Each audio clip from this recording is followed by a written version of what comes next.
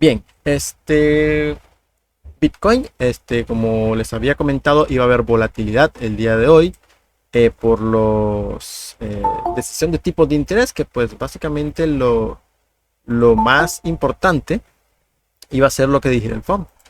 Y bueno, lo que mencionó Powell básicamente es de que hay peligros de mayor desempleo y de mayor inflación. Bueno, lo típico que siempre dice, por lo cual básicamente les está diciendo al gobierno, hagan una crisis por favor, para bajar tipos de interés, necesitan una crisis. Bien, por lo pronto, pues nada, ya el mercado tenía descontado que los tipos no iban a bajar, se mantuvieron igual, 4.5, me parece que para junio sí van a bajar tipos de interés, sin duda que sí. Bien, sin embargo, Bitcoin pues reacciona al alza, descontando ahora bajadas de tipos para junio porque el mercado se adelanta a las expectativas y debido a una mayor inflación en el futuro, pues obviamente el mercado empieza a tradear deuda pública. Por ejemplo, los rendimientos estaban bajando el día de hoy. El discurso de Powell era básicamente para el mercado de bonos, que el rendimiento estaba ahí peligrando subir, ya que hay algunas tensiones por ahí, se había tensionado el sistema euro-dólar eh, durante, durante el martes, lunes, martes, se había tensionado un poco, entonces pues había que sacar un discurso ahí un poquito hawkish para que se refugiaran en deuda pública nuevamente, hacer bajar ese tipo de interés. Bien, con respecto a Bitcoin, chicos, me parece que es cuestión de tiempo para que Bitcoin suba. Para temporalidad de 4 horas, vamos a verlo acá, temporalidad de 4 horas, pues la vela bajista que tuvimos a las 10 de la mañana hora de Nicaragua, tuvo un volumen importante que no ha sido igualada por ninguna otra vela, por lo cual hay que tener cuidado, chicos. Hay que tener mucho cuidado aquí porque este movimiento alcista que estamos viendo en Bitcoin tiene muy poco volumen, como lo ven aquí. Estas velas no hacen justicia al volumen. Por lo cual hay que tener cuidado, no emocionarse mucho con ese movimiento porque pueden ser liquidados. Vamos a poner el oscilador. Si nosotros ponemos el oscilador, vamos a ver de que sí le quedan unas 8 a 12 horas, básicamente para mañana, que comience el día 6 de la mañana, antes de que abra Wall Street, podríamos estar viendo el techo de este movimiento y probablemente mañana el mercado pueda hacer alguna corrección debido al discurso de Powell del día de hoy, que no fue tan halagador para los mercados, sí para el mercado de bonos, pero no para los mercados en sí, no va a ser tan halagador, por lo cual es probable que el día de mañana Bitcoin corrija un poco. Bien, por lo cual, si no hay volumen en esta alza, pues no es viable, chicos. En temporalidad de 4 horas, yo lo que vería es, si nosotros vamos a ver el histórico, a ver dónde tenemos resistencias para el precio, pues tenemos una primera resistencia en zona de los 99 casi, y los 100.000 que son psicológicos, que básicamente tenemos un SPY justamente ahí, 100.288. Los 100.000 son una zona psicológica y esta zonita que les encierro aquí es importante de resistencia para el precio. Se las encierro ahí en color rojo para que lo vean ahí. Ahí, ese nivel podríamos tocarlo en la madrugada de hoy, ¿sí? Podríamos ir a atacar esa zona. Probablemente marque el techo de este movimiento antes de tener una corrección más o menos hacia zonas de 95, 94 nuevamente, que esa corrección podemos verla el día de mañana sin ningún problema. El movimiento debería ser algo así, alza, quedarse tonteando por aquí, ¿sí? Y el día de mañana tener un movimiento correctivo en el precio. Aparte venimos formando, si ustedes ven entre el oscilador y el precio, una especie de divergencia bajista. Esto le falta un poquito más que suba antes de que se gire y valles cada vez más pequeños, pero el precio sigue subiendo. Entonces es una especie de divergencia bajista que se corrige nuevamente en esta zona de aquí.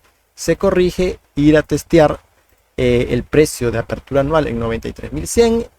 Podremos tener una corrección entre 94.500 94.000 dólares sin ningún problema, donde sería una buena zona de compra. Este punto de aquí sería muy buena zona para agregar al portafolio, agregar a nuestro balance de Bitcoin, porque a Bitcoin le hace falta un tramito más.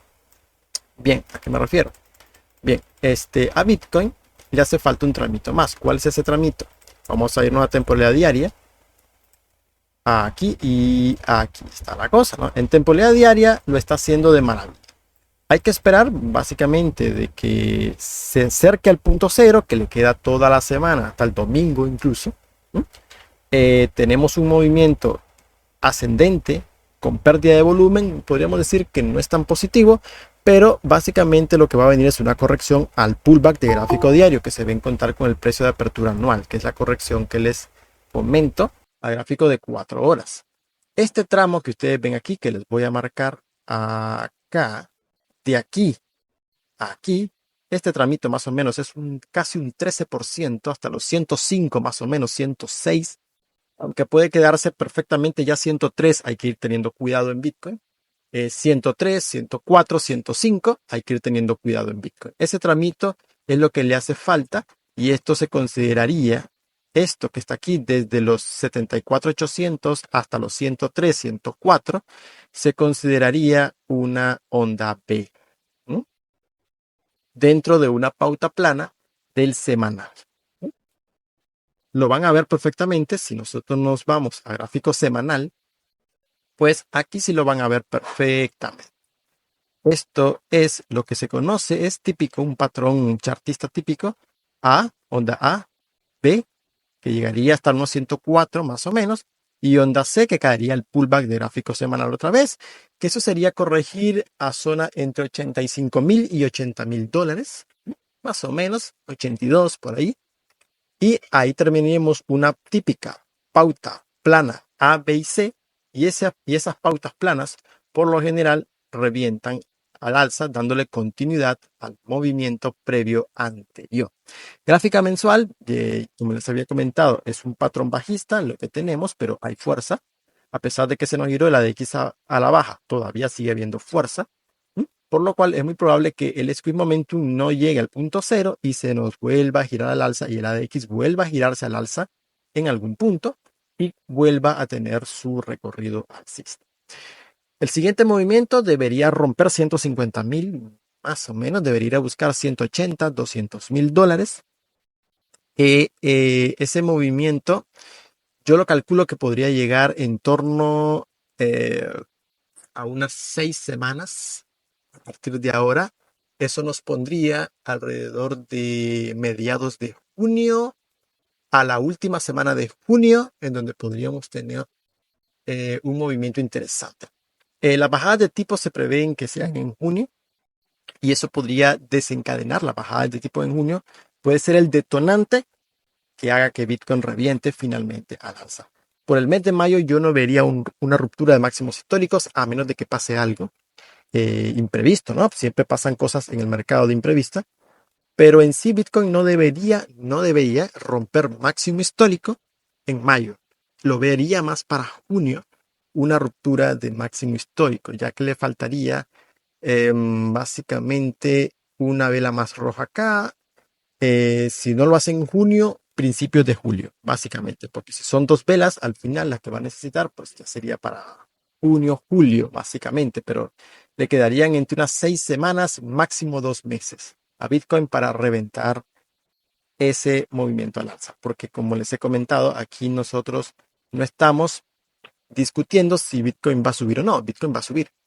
Lo que estamos tratando de proyectar es cuánto tiempo va a tardar en subir. Y en este momento yo le puedo calcular unos 2 meses. Algo positivo en el mensual, ¿qué te dice que va a subir? Fácil. Los que están en el VIP ya han visto el curso de trading avanzado, ¿no? Por las primeras 4 clases y entenderán lo que les dice el volumen, ¿no? La presión compradora está al alza. ¿Por qué? Porque en el mensual, y esto es un mensual, esto ya es otra cosa, ¿no? Aquí no jugamos, ¿no? Tenemos volumen con una vela que rompe toda la estructura. Miren aquí, comprador. El precio se mete en rango, disminuye el volumen. Y entra volumen cuando rompe el rango al alza nuevamente. Se mete en un rango, se estabiliza el volumen. Va a salir un volumen importante también cuando el precio reviente y dé luz verde para que se vaya. El volumen está al alza. Podríamos decir que es dirección alcista, por lo cual si el Bitcoin va a romper máximo histórico en un plazo, diría yo, de unas 6 semanas a 2 meses, cuando mucho, debería romper máximo histórico. Y aparte que la tendencia que nos muestra el pullback de gráfico mensual es hiper bullish, hiper alcista, que pues nunca ha dejado de ser alcista. Gráfica semanal, pues básicamente el volumen que estamos teniendo en esta alza. ¿Por qué sé que falta una caída más? Porque el volumen que estamos teniendo en esta alza viene cayendo, ¿lo ven? Si el volumen se cae con un alza es porque viene caída, por lo cual faltaría una onda C de gráfico semanal, que marcaría básicamente el movimiento final dentro de una estructura de acumulación para el activo.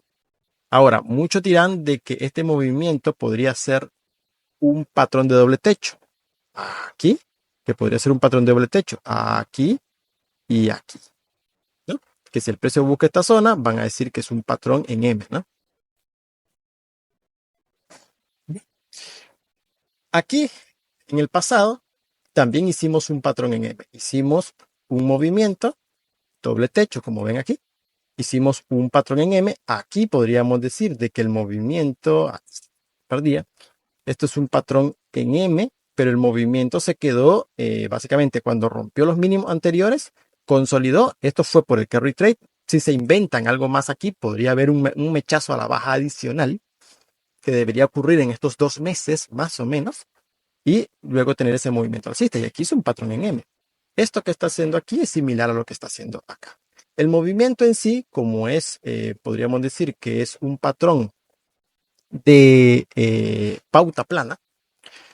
Lo que yo vería para Bitcoin es que el movimiento bajista que vendría, bueno, tendría como soporte esta zona que está aquí.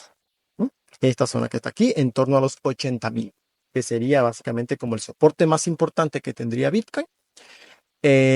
Si hacen alguna crisis, que la estaba casi que pidiendo Jerome Powell, pues sí, podríamos tener un mechacito loco hacia 72.000 que tuvo pendiente esa liquidez.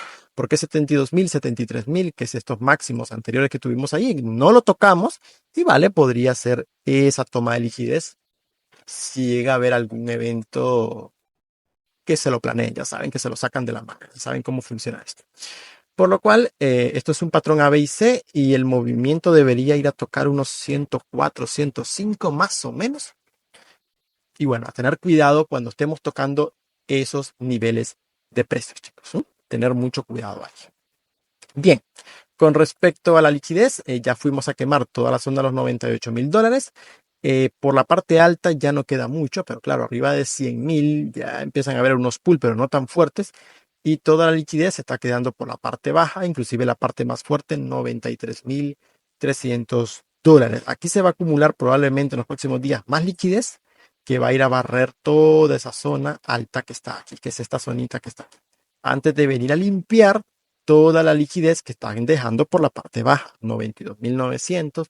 Eso van a ser historia pronto, porque los que se metieron en largo en todo el nivel de los $93.000, todo este nivel que está aquí, un gráfico diario, por ejemplo, los que se metieron en long en todo este entorno de $93.000 aquí, están esperando una ruptura de máximo histórico, porque cuando el precio empiece a subir, van a ir buscando ruptura de máximos y luego el precio los va a venir a sacar del juego.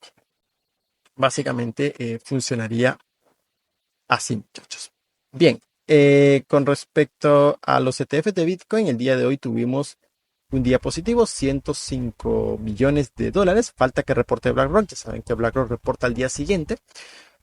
Si reporta positivo, pues podríamos haber tenido un buen día en Bitcoin. Y bueno, considero que sí, dado el movimiento que hemos tenido en Bitcoin el día de hoy, positivo, pues es probable que los ETFs hayan tenido un día bastante, bastante bonito, por lo menos de unos 200 millones o más, que la tónica que nos venían mostrando realmente para el activo. Bien, hay que ponerle ojo a MicroStrategy, por ejemplo, para los que quieran un activo todavía que les dé más rendimiento que el propio Bitcoin. Curiosamente no les traigo Ethereum y Solana porque realmente MicroStrategy lo veo como más sólido. MicroStrategy proyecta un movimiento importante. Ha tenido un primer movimiento, un patrón de doble suelo, aquí como ven, 1 y 2, ¿no? Un patrón de doble suelo del libro que hemos tenido aquí, rompe la estructura del cuello y la estructura se revierte, la estructura bajista que tenía se revierte y pues básicamente el primer movimiento debería ir a atacar máximo histórico, ya que es de la base al cuello, nos marca básicamente unos $530 por acción y el movimiento grande, que sería desde el mínimo al cuello principal de toda la estructura macro, nos mandaría en torno a unos $720, $750 por acción para MicroStrategy. Un punto interesante para nosotros agarrar MicroStrategy, no hay que esperarlo mucho porque realmente esto tiene fuerza, está rompiendo el punto 23, por lo cual esto no se puede esperar mucho. Si Bitcoin corrige un poco, quizás podríamos agarrarlo por precios de $370, no esperaría mucho para MicroStrategy, más que un pequeño lateral aquí, un pequeño lateral aquí en esta zona y reventar. Yo considero que MicroStrategy está en una zona interesante inclusive para comprar. Lo veo en una zona interesante y me parece que podríamos ir a buscar entre un 40 y un 70% para MicroStrategy. Bien, ahora mineras, por ejemplo, hay una interesante como Mana Holding que está formando un patrón bonito aquí de hombro, cabeza, hombro, como ven aquí. Y solo es esperar que entre volumen en esta zona que está acá y operar más o menos un 50% de rentabilidad. Ir a buscar unos $23, $24 para Mara aproximadamente, que es donde nos debería llevar ese patrón de hombro, cabeza, hombro para Mara. Bien, con respecto a Ethereum y Solana, pues hay que primero ver cómo está la dominancia. No les traigo altcoins porque entró volumen.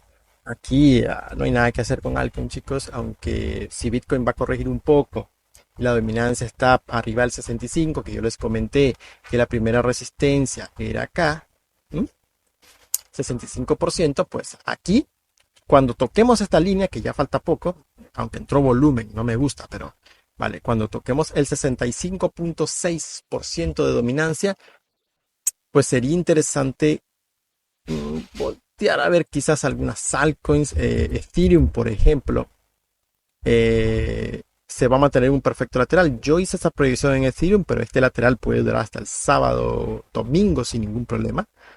Si se pierde todo el volumen, Ethereum va a seguir en este lateral hasta que baje la dominancia. Por lo cual, ¿qué haríamos nosotros con altcoins? A menos con Ethereum, yo compraría un 40% acá donde está y me guardaría, o 50% incluso, podría comprar donde está y podría intentar hacer alguna otra compra en torno a los $1.600 por ETH y intentar buscar una ruptura de esta estructura e ir a buscar aproximadamente entre 2.500 y 2.700, que sería el movimiento una vez entre en un movimiento alcista importante.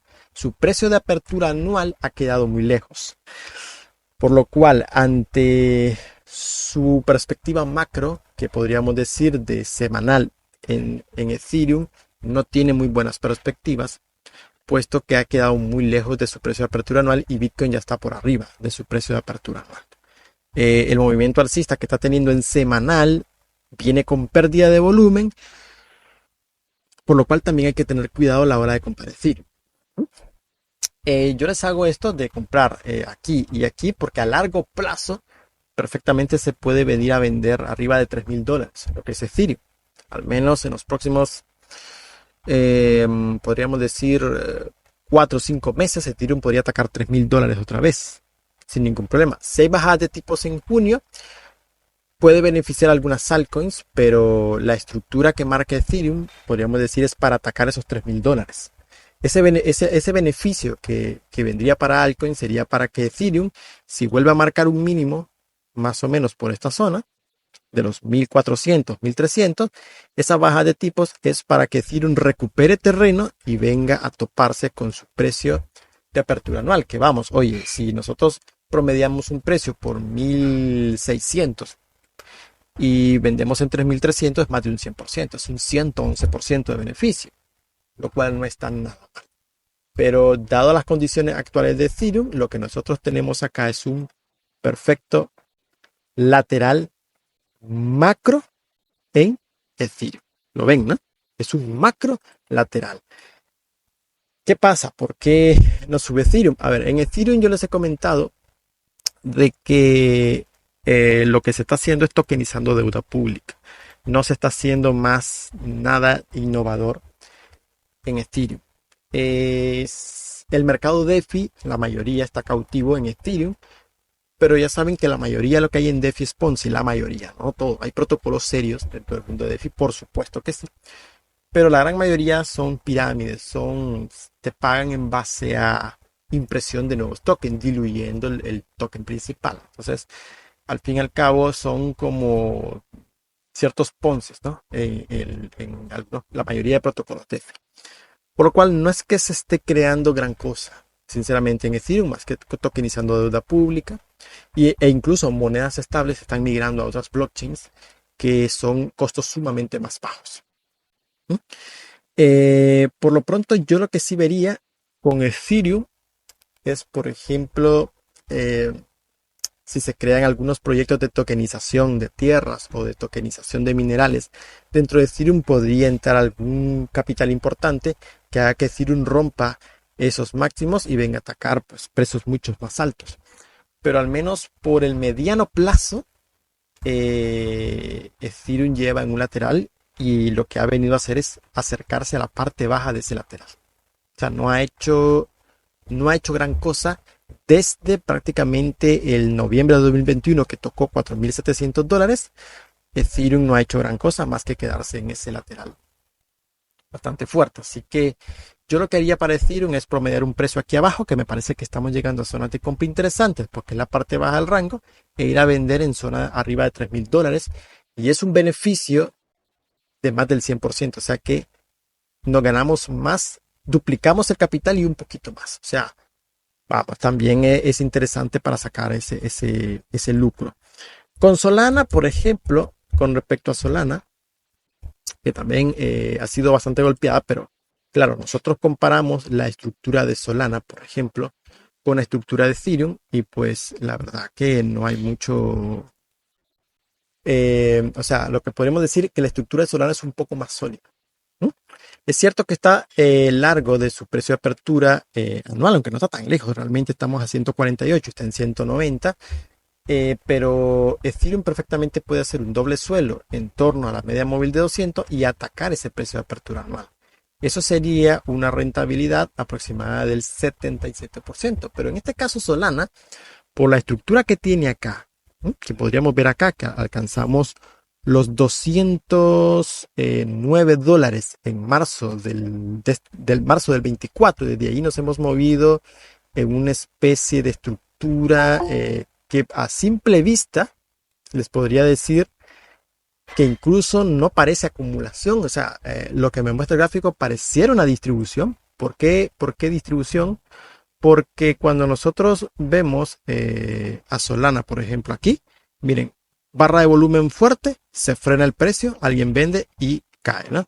Tenemos otra barra de volumen importante, esta es buena por la parte baja, lateraliza y esta compra fue lo que desencadenó este movimiento alcista.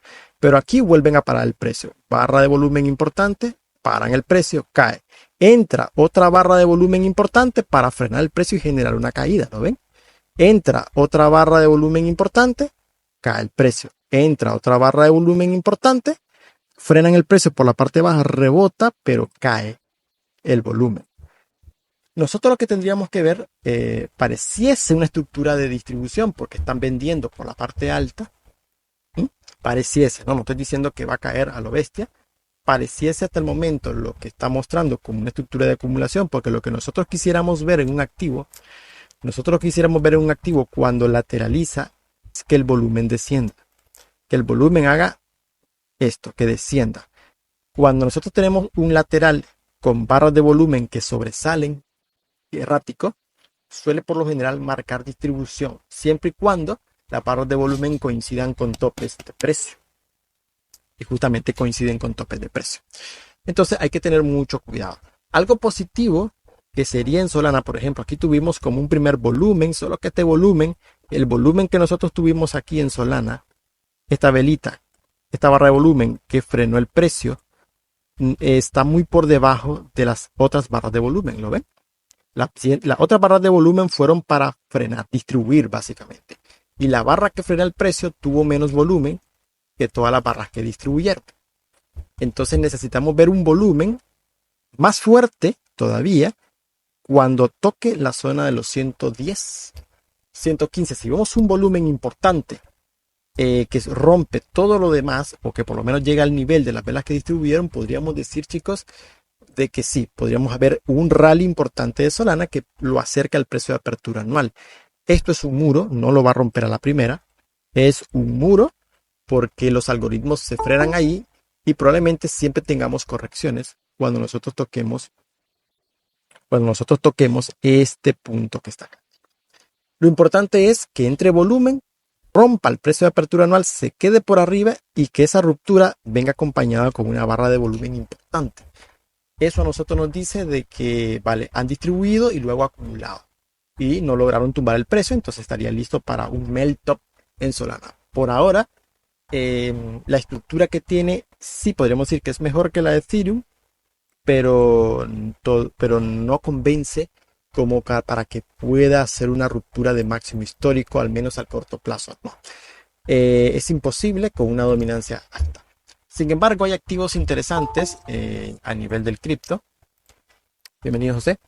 Al nivel del cripto, XRP, por ejemplo, lo está haciendo, podríamos decir, bastante bien a nivel estructural. ¿Por qué? Sí, miren qué precioso lo que hace. Lo que hace es un perfecto, aquí lo tengo marcado, lo que hace es un perfecto lateral, como ven aquí, y miren el volumen. Esto es lo que tiene que hacer un activo. El volumen tiene que descender cuando el precio lateraliza. Eso es acumulación. Diferente a lo que está haciendo Solana. Muy diferente a lo que está haciendo Solana. Y Ethereum pues tampoco que lo está haciendo tan bien, digamos. Entonces, XRP yo lo vería interesante porque esto es un típico patrón A, B y C. 1, 2, que la corrección XRP puede caer un poco más. Por supuesto, puede caer hasta el dólar casi. Ir a buscar esa media móvil de 200 sería un punto increíble para ir a atacar precios mucho más arriba. Yo vería precios entre los 6 y 7 dólares inicialmente para XRP sin ningún problema en el siguiente impulso. Pero por ahora yo considero de que podríamos ver precios más bajos. Podría ir a buscar podría quedarse corto la media móvil de 200 y buscar un doble suelo en 1.6. Pues excelente. También sería, chicos, este doble suelo aquí en el 1.6, 1.6 dólares.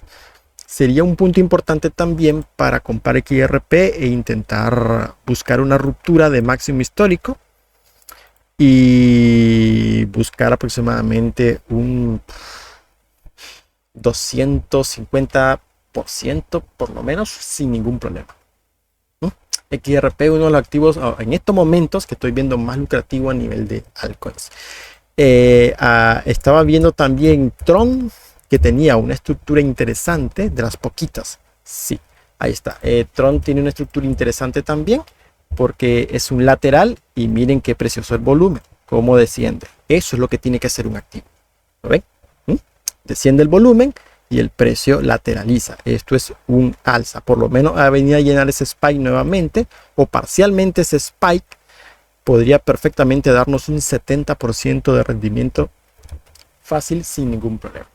Que es la otra que veo también que lo está haciendo de maravilla. Pueden haber más, pero bueno, ustedes saben de que son millones.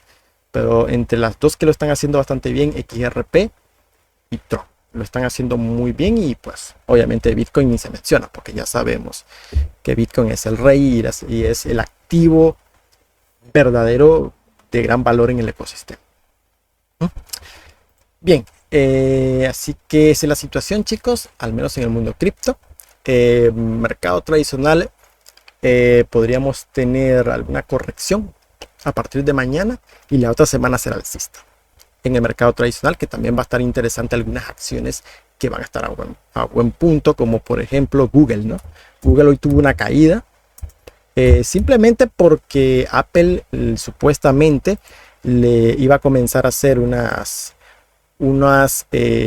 aplicaciones de inteligencia artificial que le iban a hacer la competencia a Google en el volumen de esta vela. Es posible que corrija más. Aparte que tiene un gap aquí abajo, en torno a los 100, bueno, ya lo cerró de hecho aquí, pero podría ir a buscar sin problemas estos mínimos en 131. En lo particular, si Google busca 131, sería interesante que compremos esa acción de Google. Sería interesante, porque esto es simplemente algoritmos tradeando la noticia, pero Google es una empresa bestial y básicamente mientras más abajo la logremos comprar, más fuerte va a ser el rendimiento que nosotros vamos a tener. Así que esa también hay que voltearla a ver. Bien, salió el reporte del trimestral de Tether, o cuatrimestral creo que es. Este es el actual, el último que sacó.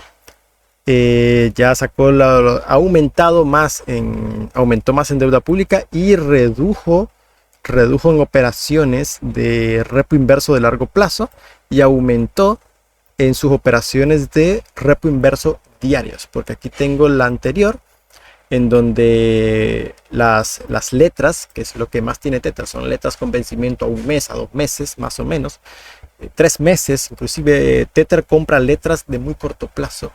Tenían 94.000 millones y ahora tienen 98.000 millones. Aumentó en 4.000 millones más las letras. Y las operaciones de repo inverso de un día las aumentó en 1.000 millones con respecto al pasado.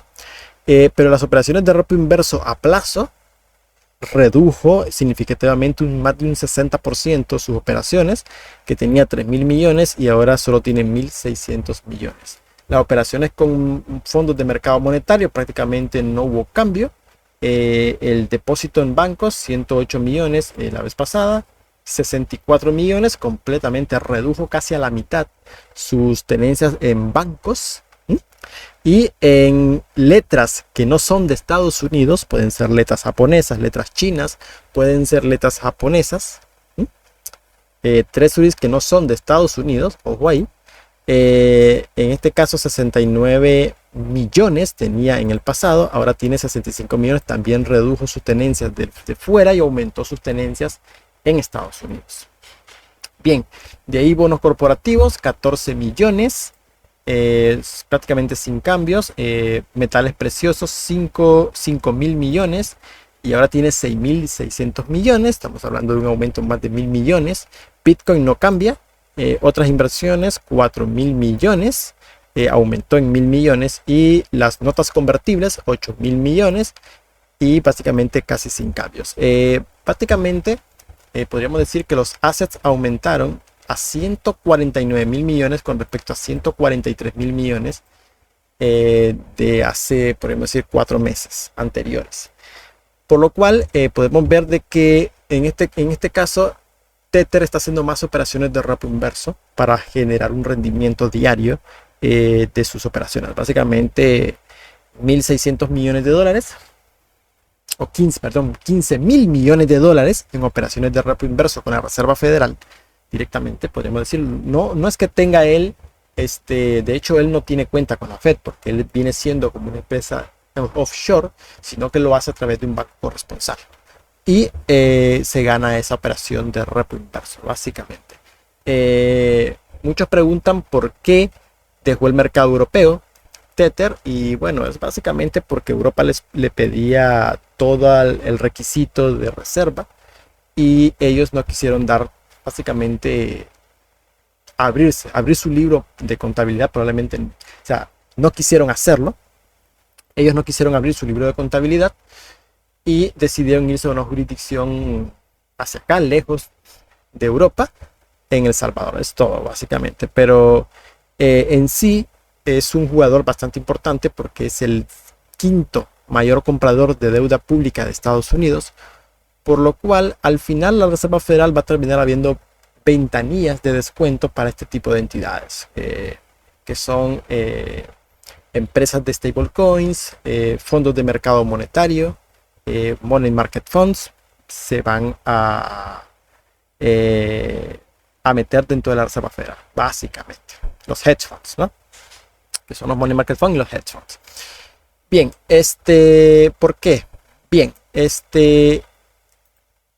han pasado cosas verdaderamente en donde ya saben que toda esta pantomima de los aranceles que se atacaron entre Estados Unidos y China queriéndose dar de barbucones, pero al final, como les comenté, van a acabar en una negociación, van a terminar negociando, porque ninguno de los dos puede hacerse daño. Salió el 6 de mayo, China y Estados Unidos celebrarán primeras conversaciones comerciales principales durante la guerra arancelaria de Trump en curso. El secretario del Tesoro, Scott Bessent, y los Estados Unidos, el representante comercial Jamieson Greer, se reunirá con su homólogo en Ginebra en las conversaciones más importantes conocidas entre los dos países en meses, anunció el martes la administración de Trump. Se produce en medio de la creciente preocupación del mercado de Estados Unidos por el impacto de los aranceles en los precios y la oferta de bienes de consumo. Ninguno de los dos se puede hacer daño porque son jugadores, podríamos decir, importantes en el comercio global. Saben de que Estados Unidos tiene el poder financiero, el poder económico, y China en sí tiene, podríamos decir, el poder de un efecto red, como una especie de eurodólar. Viene siendo China como una especie de eurodólar que también crea un efecto red, porque los superávits que tiene China son en dólares. China tiene superávit en dólares, por esa razón China puede prestar a diferentes países, puede prestar sobre todo aquí a Latinoamérica, que ha invertido muchos dólares en Latinoamérica. Por lo cual esos dólares, ese superávit en dólares que tiene China, lo ocupa también para prestar a otras economías, y pues ya saben las condiciones de China, ¿no? Sobre todo para acá de Latinoamérica. Al final pues le cedemos nuestros recursos, así de simple. Bien, el Foro Económico Mundial lanza lo sacó este artículo, que la Organización Mundial de Comercio hace sonar la alarma sobre los riesgos comerciales a medida que se debilita la perspectiva de 2025, y otras historias de comercio internacional para conocer este mes, que básicamente nos dicen de que 2025 está siendo un año de fuertes tensiones y de mucha incertidumbre geopolítica, y pronostican una disminución, que lo ven acá, pronostican una disminución del comercio mundial del 0,2%, en el comercio de mercancías, con las exportaciones de América del Norte un 12,6%. Ojo que Estados Unidos es uno de los mayores compradores, o es el comprador de última instancia del mundo entero, ¿no? En el peor de los casos, la disminución podría alcanzar el 1,5% si las tensiones aumentan. Bien, una caída económica lo que provoca es que los ahorros de la familia estén en mínimos. En este momento los ahorros de la familia estadounidense están en mínimos. También tenemos que las tarjetas de crédito, como ven aquí, están a niveles, básicamente la morosidad de tarjetas de crédito, están a niveles que no se veían desde el 2012, desde hace 13 años que no se veían niveles tan altos de deuda de tarjeta de crédito. Si la gente no tiene ahorros, y hay peligro de que el desempleo se debilita en Estados Unidos, porque ha salido un poco peor el dato de empleo, pues entonces no hay consumo, no hay creación de préstamos por parte de la banca comercial, y no se genera materia prima privada para el sistema eurodólar, que ya saben que representa más del 50% de la liquidez mundial. Entonces es un efecto red, podríamos decir, de contagio, que es, podríamos decir, un peligro latente que tenemos actualmente. A nivel financiero, se nos ha relajado las tasas interbancarias, la SOFR, que es la tasa a la que se prestan los bancos y las instituciones de banca en la sombra con garantía. Se nos ha relajado por debajo de la tasa de fondos federales, que básicamente es una tasa también interbancaria sin garantía a la que se prestan los bancos, reservas bancarias, por lo general a un día. Por lo general sigue la tasa de interés que pone la Fed, y por lo general la software debe mantenerse siempre por debajo de acá, que se ha mantenido en lo largo de 2025, se ha mantenido por arriba de la FFR en la mayoría de los casos, marcando que hay una cierta tensión en el sistema euro-dólar. Una tensión importante realmente que se ha estado cocinando en el sistema euro-dólar. Que en sí, chicos, estuve viendo algo interesante sobre el desafío que presentan las monedas estables para la banca en sí, también para la banca en la sombra, ya que el sistema de las monedas estables está creciendo y varias instituciones van a empezar a sacar sus propias monedas estables, principalmente vinculadas al dólar. Y eso crea un efecto red más poderoso para el dólar. Acá yo tenía un artículo, exactamente lo tengo acá, sobre si podrían las stablecoins convertirse en los nuevos eurodólares. La respuesta es sí, y de hecho la idea acá, la idea que se tiene es causar una crisis en los próximos 3 años fuerte. Van a debilitar un poco, van a debilitar el dólar, van a mantener el dólar debilitado. Eso en sí favorece la liquidez mundial, pero en sí, si las monedas estables se convierten en el nuevo euro dólar, pues entonces hay un montón de instituciones como las que les mencioné, los hedge funds, los money market funds, tenemos algunos fondos de pensiones, tenemos incluso la propia China podría ser un banco, no un banco en la sombra, sino una institución en la sombra en sí. China actúa como parte del sistema euro-dólar, así como también Latinoamérica actúa como parte del sistema euro-dólar porque podemos imprimir dólares a través de crédito. Y muchas de estas instituciones, principalmente las instituciones como los hedge funds y los money market funds, fondos de mercado monetario, ¿no? Son instituciones que han crecido mucho y que no están reguladas, podríamos decir, por la propia Reserva Federal y pueden imprimir dólares porque pueden prestar.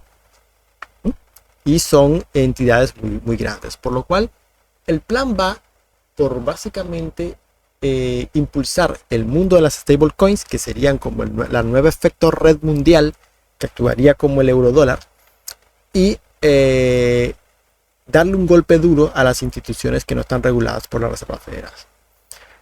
Si tú golpeas estas instituciones y disminuyes su poder dentro del mundo, vas a causar en sí una crisis intermedia que va a obligar a negociar al mundo entero. Y ahí donde ya les he comentado que viene todo el sistema de tokenización, todo el sistema en donde vienen bonos respaldados por propio Bitcoin, respaldados por minerales, bonos respaldados por petróleo, y cada bloque económico va a sacar un bono con respecto a los recursos que tenga. Bien, eso es como el plan principal que se tiene actualmente. Claro, ¿pueden haber accidentes en el camino? Sí, para eso también existen plan B. Los plan B en sí, si no se puede instaurar en sí un sistema que reemplace, podemos decir, parcialmente, porque no totalmente al inicio, va a reemplazar parcialmente al dólar como moneda de reserva, pues básicamente el plan B es abrir líneas o facilidades de crédito para estas instituciones de banca en la sombra, porque son instituciones que son muy grandes para quebrar y son sistémicas, porque poseen también muchos activos, poseen activos privados de la banca comercial de Estados Unidos, y no solamente de Estados Unidos, también poseen activos privados de deuda empaquetada de bancos en Europa, bancos en Japón, principalmente también bancos en Japón. Entonces, si estas instituciones quiebran y empiezan a vender todos esos activos por llamadas al margen, pues entonces vamos a tener un problema gordo a nivel mundial financiero. Entonces se deben abrir líneas de crédito, que es como algo que se sugirió también en caso de que el comercio base de los bonos del Tesoro de Estados Unidos se debiliten o se perturben, que la Reserva Federal pueda dar auxilio a estas instituciones, que sería como el plan B si no se puede instaurar el primer sistema, porque no es fácil cambiar un sistema, porque el sector privado y que no está regulado por los propios bancos centrales en sí, que es el eurodólar, es el que básicamente tiene que cambiar el sistema, porque ellos son los que básicamente utilizan el dólar como efecto red.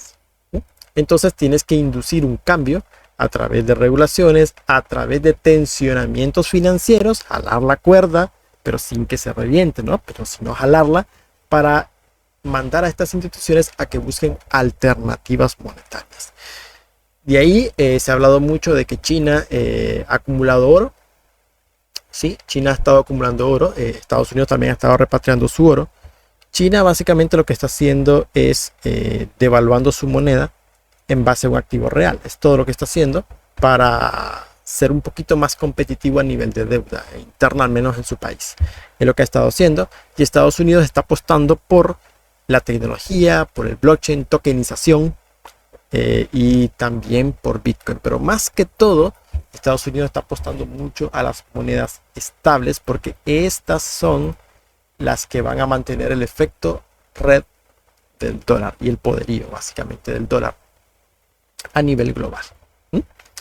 De ahí,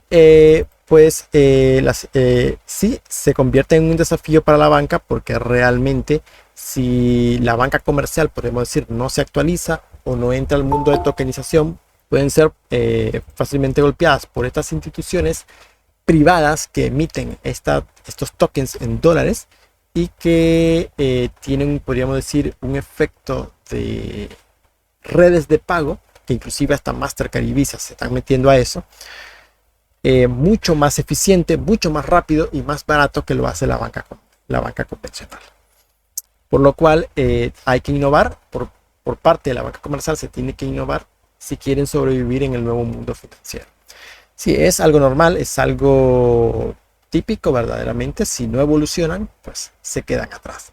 Pero en sí, muchos celebran de que Donald Trump prohibió una CBDC, pero ahora tenemos muchas CBDC privadas que, claro, pueden bloquearte transacciones y pueden hacer lo que quieran con tu dinero realmente, aunque lo tengas en una wallet privada, también pueden congelarte tu dinero.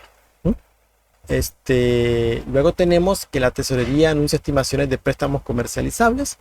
Bien, van a emitir más notas y letras, lo que dijo Scott Bessent. También van a aumentar el techo de la deuda, ya prácticamente lo dijo en una rueda de prensa.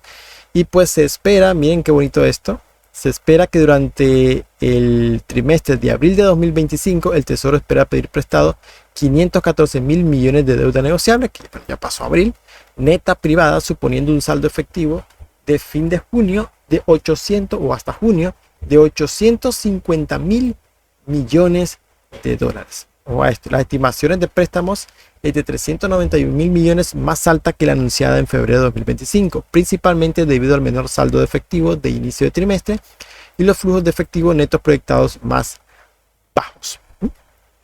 Durante el trimestre de julio a septiembre de 2025, el Tesoro espera pedir prestado 554 mil millones en deuda negociable neta privada, suponiendo un saldo de efectivo de fin de septiembre de 850 mil millones de dólares.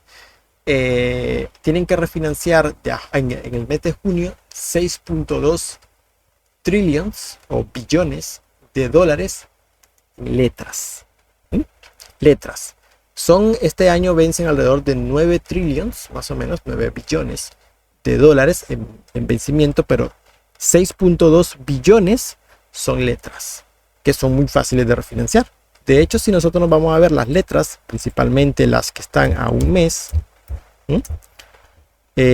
vamos a ver, si nosotros la vemos acá, las letras que están a un mes, pues vamos a ver acá, mensual, de que prácticamente se ha mantenido estable, como ven aquí. Esto es un gráfico mensual, se ha mantenido estable. Esto lo ven así, ¿por qué sube acá? Porque las letras persiguen o son básicamente reactivas a las tasas de interés de la Reserva Federal.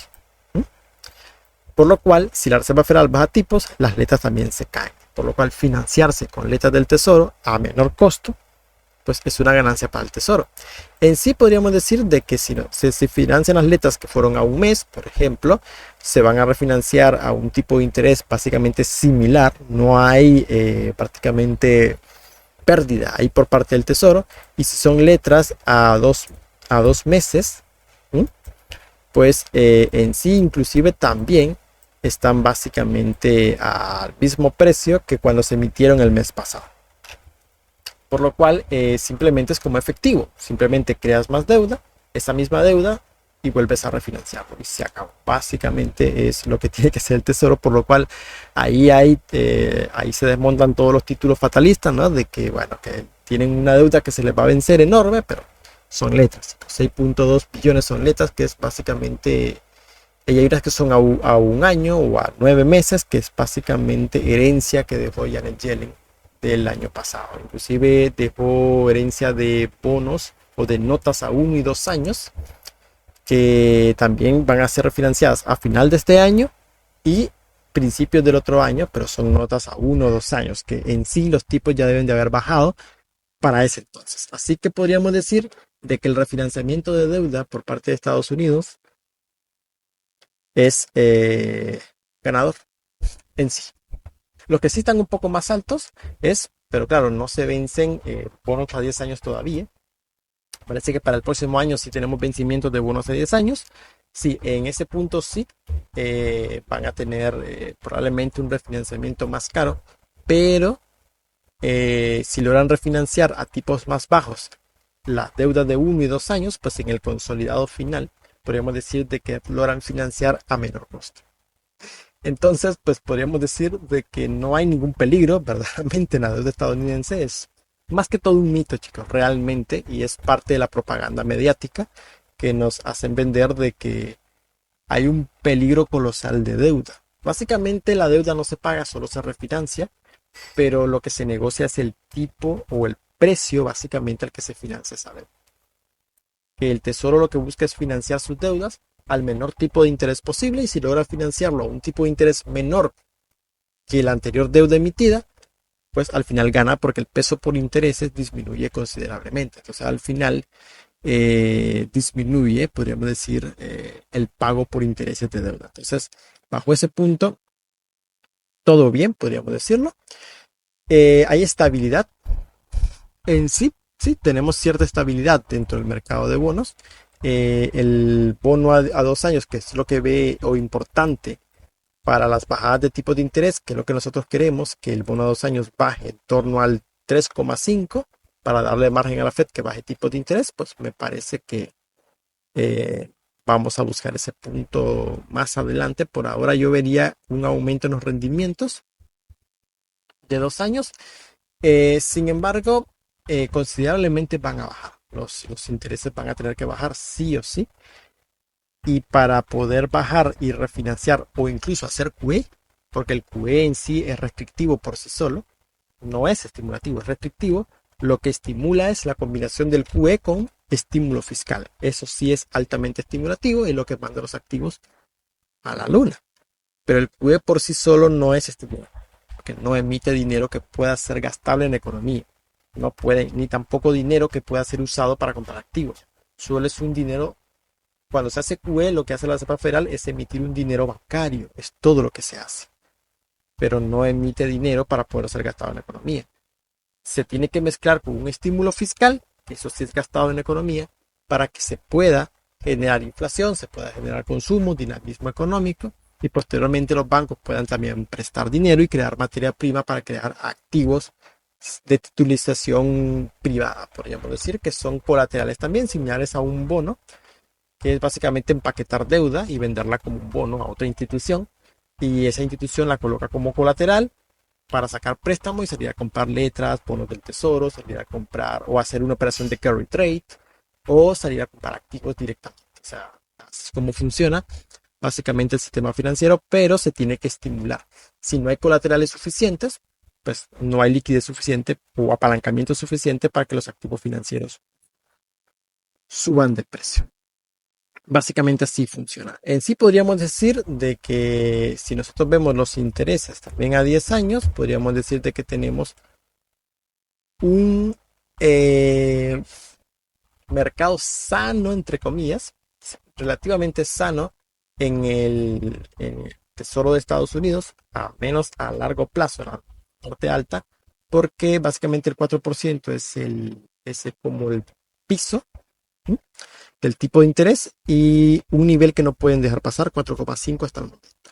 Por lo cual, si quisiéramos operar operaciones de renta fija, por ejemplo en Quantfiri, ustedes ustedes tienen un ETF que es el IEF, que es el ETF de bonos de 7 a 10 años. Cuando los rendimientos caen por lo general al 4% en bonos a 10 años, sería interesante shortear el IEF, ¿sí? Porque muy probablemente los intereses tocan suelo y empiezan a subir nuevamente bajando el precio del bono, por lo cual cae el IEF.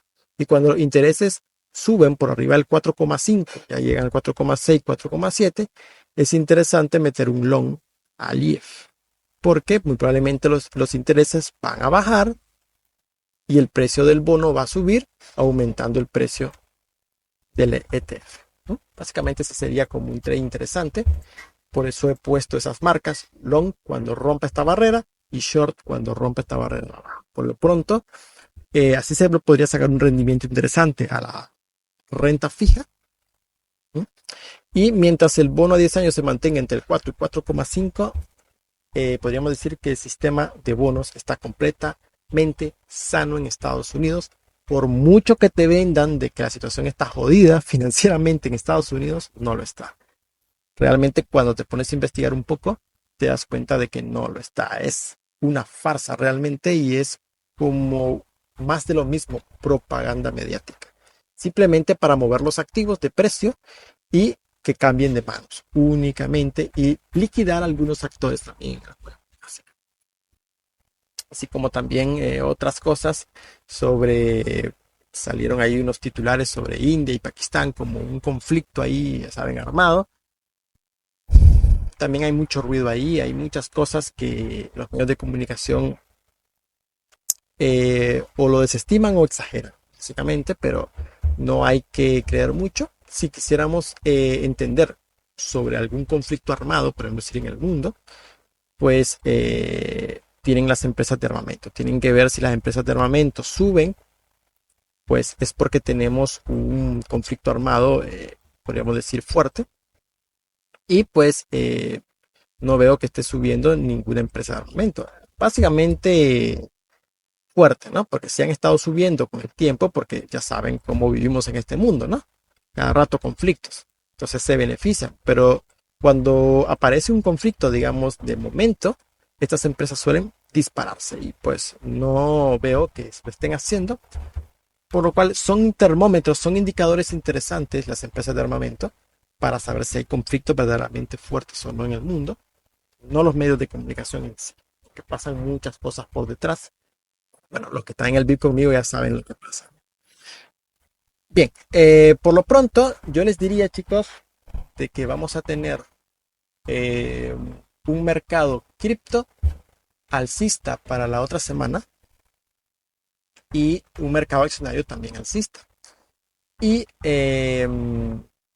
antes del alza, antes de que Bitcoin rompa ese rango al alza, yo vería una especie de narrativa nueva. Ya lo de los aranceles como que ya prácticamente está quedando en el olvido.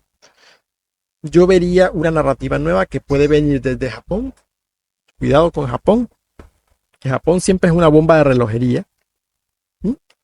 O del comercio base de los bonos del Tesoro de Estados Unidos, que son las dos narrativas que yo podría ver que vuelve el carry, problemas en el carry, o que vuelva otra vez problemas en el comercio base, que en el 2021 tuvimos problemas en el comercio base, volvió hace poquito, ¿no? Lo del comercio base de los bonos del Tesoro, que hubo esa gran liquidación, y podría volver otra vez, solo que ahora más fuerte, algún problema con el comercio base que haga y que justifique un QE más un estímulo por parte del gobierno de Estados Unidos y de la Reserva Federal. Por lo pronto no vería nada más, pero sí vería que vienen por ahí los tiros, que va a ser una liquidación de activos nuevamente.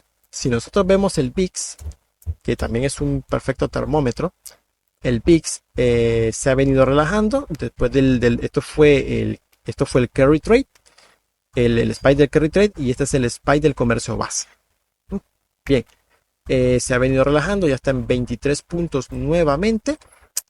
Yo vería el VIX relajándose un poco más durante la otra semana, buscando precios, o 17 o 16 puntos. Y luego yo lo que sí esperaría para el VIX es otro disparo que va a venir en las próximas 8 semanas, probablemente, o 6 semanas. Un disparo que va a marcar suelo en los activos y eso va a cambiar la narrativa. Va a obligar a bajar tipos de interés, probablemente 50 puntos básicos o más por parte de la Reserva Federal, y va a obligar a que el Tesoro haga cheques de estímulo.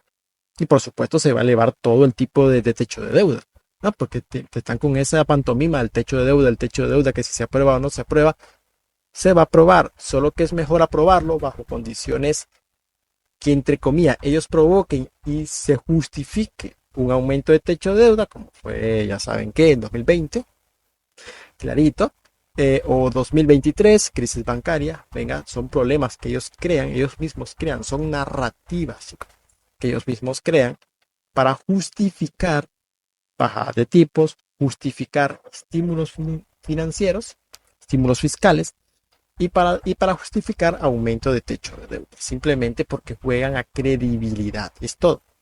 Por lo cual esto justificaría un aumento de techo de deuda, emisión masiva por parte del Tesoro, estímulos, cheques de estímulos, Reserva Federal haciendo QE, y el VIX se relaja y todos los activos to the moon, inclusive beneficiando también bastante a algunas altcoins para que hagan por lo menos unos movimientos del 100-200%, que no estaría nada mal poder cazar eso. Eso es lo que yo vería para los próximos 2 meses, por lo cual va a estar bastante movido también el mercado accionario y el mercado cripto en sí. Así que si vemos otro disparo del VIX y caída en el mercado, a comprar. Cuando Bitcoin esté tocando, ojo, y es un consejo que les doy, cuando Bitcoin esté tocando arriba de 100.000, 103.000, 105.000 dólares, ya por 103.000, cuidado. Estemos tocando 103.000, traten de ir vendiendo activos, traten de ir desapalancando. Si están metidos en el cripto, traten de ir obteniendo USDT por cualquier cosita que pueda pasar en el próximo mes y medio. Las hemos pegado casi todas. Les he comentado que venían diferentes crisis. Yo les comenté inclusive que iba a venir un crash deflacionista y pasó, ¿no? Tuvimos el crash deflacionista que se los comenté de diciembre y enero. Ahora les menciono que va a venir un evento nuevamente en las próximas 6 semanas.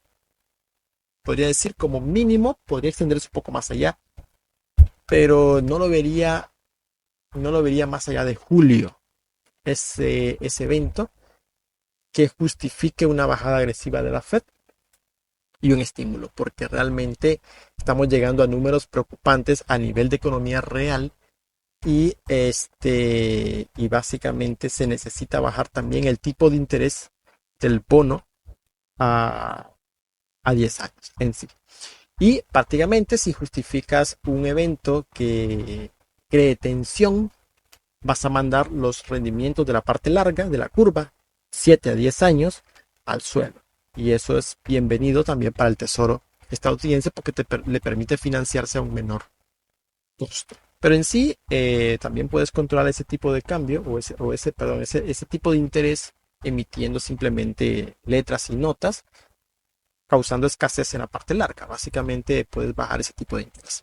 Pero bueno, eso ya son ingenierías que ellos hacen. Pero este tipo de spike que vamos a ver en el VIX nuevamente, y cada vez van a ser más seguidos. Van a ser más seguidos ese tipo de spike en el VIX. Me parece que esto va a marcar el suelo definitivo de los activos financieros. Antes de ahora sí un movimiento masivo o un estímulo, simplemente estímulo masivo, que es lo que va a hacer que los activos se vayan a la luna. Simplemente. Se necesita un estímulo y fuerte. Bien, por lo cual, por el momento, yo vería alzas en Bitcoin. Y por arriba de 100.000 ir desapalancando un poco en nuestras carteras e ir teniendo un poco más de reserva en USDT para comprar caídas. Y para los que llevemos acciones en el portafolio, bien, vamos a esperar que suban un poco más y vamos a empezar a desapalancar nuevamente el portafolio un poco, para cualquier cosita que pase, nos volvemos a cargar nuevamente a precios más bajos.